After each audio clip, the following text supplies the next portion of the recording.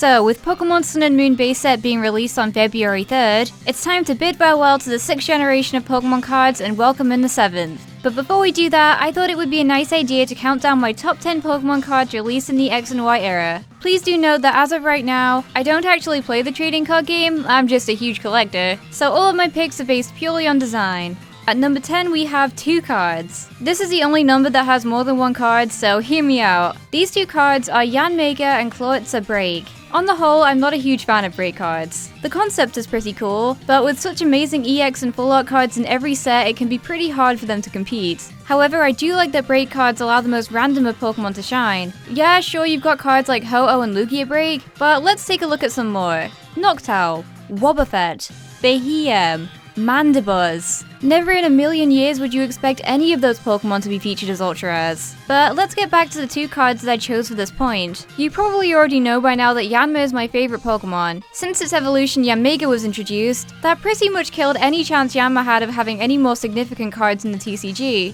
except for a random shiny in Supreme Victors. That's really lucky. But I do still like seeing Yanmega in the spotlight too. Ever since Yanmega Prime was released in Triumphant though, it's never been anything but a regular rare. But Steam Siege brought it back to life in break form, which I am very grateful for. My other favorite break card also comes from Steam Siege, of course being Clawitzer. Now Clawitzer had been a holo before, but nothing too big. I'm not sure why myself, but to me Clawitzer's break card looks so good. Even better than I could even imagine it looking as an EX. As short-lived as break cards were, it was nice seeing a lot more obscure Pokemon be let into the spotlight. And of all the breaks, Yanmega and Clawitzer are my joint favorites. Number 9. Here is a card that I didn't even know existed until about a month or 2 ago. I was never really into buying the single pack blisters that came out each set, so it's not really any wonder that I didn't know of this magnificent beauty. I managed to find a Roaring Skies single pack blister in Target with this incredible Meowstic promo. I like Meowstic a lot as a Pokemon, but this holo is incredible. The majority of promotional holos feature the Cosmos Holofoil pattern, and they all look amazing. But I would honestly say that this Meowstic is my favorite out of all of the promos I've seen. The Holofoil pattern makes the green of the grass look ever vibrant, and along with the contrast against Meowstic's blue fur, it looks insane. It really is the kind of card that no camera can do justice. You truly have to see it in person. Fortunately, this beautiful card can be found pretty easily online for only a couple of dollars.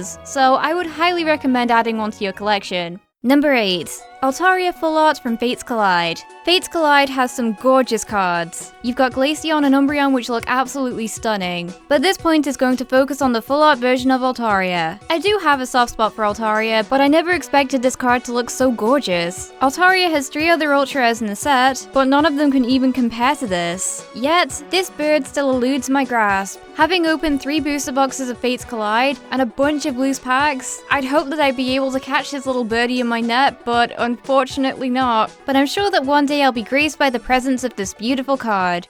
Number 7. Xerneas EX Full Art from X and Y base. Is there really much I can say about this card? The variety of colors chosen are incredible, and suit Xerneas extremely well. I mean, with antlers like those, this thing probably emits these incredible colors at all times. So is it really a surprise? The regular EX card for Xerneas also looks incredible, and somehow manages to introduce even more vibrant splashes of color. I don't have either of these cards yet, but you can bet that every time I've opened up a pack from X and Y base, I've been hoping to pull a Xerneas. For number 6, I had to make a choice between all of the secret rares from Breakthrough to Steam Siege. These cards all look incredible. They're all gold-bordered full art cards that feature multiple Pokemon and they're stunning. But which is my favorite? Well, it was a tough decision, but I have to go with Alakazam from Fates Collide. Coming in at a close second would be Steam Siege's Gardevoir, but Alakazam just takes the crown. And there's a little story to it as well. When Brendan came over to visit me for the first time back in August, we decided that we were gonna buy a Fates Collide booster box in the hopes of pulling Altaria. Now, secret rares occur about once every 2 boxes. You don't get more than 1 in a box, ever.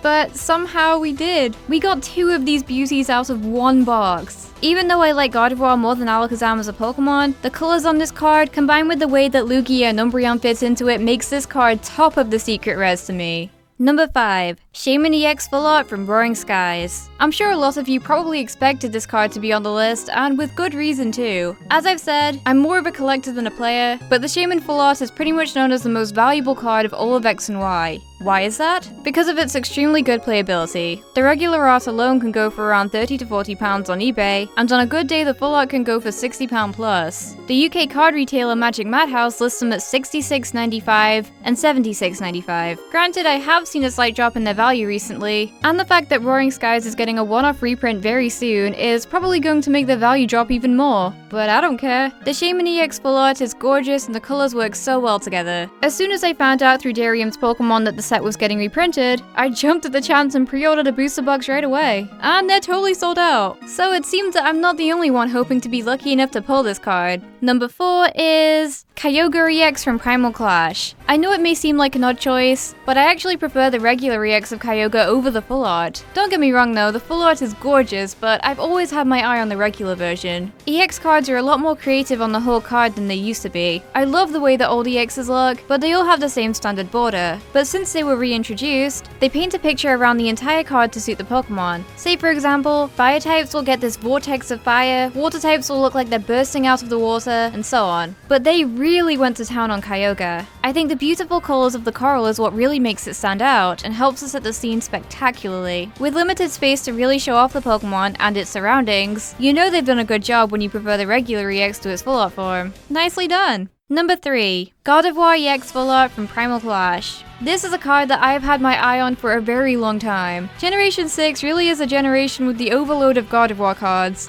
Throughout X and Y, we've had a total of 11 Gardevoir Ultra Rares in 3 different sets, and then a holo on top of that. But this is my favorite by far. The full art from Steam Siege looks strikingly similar, but I think that Primal Clashes beats it by a long way. The Cosmic Swirl background, with all of those beautiful purples and blues, makes for an incredible looking card that I definitely need in my collection one day.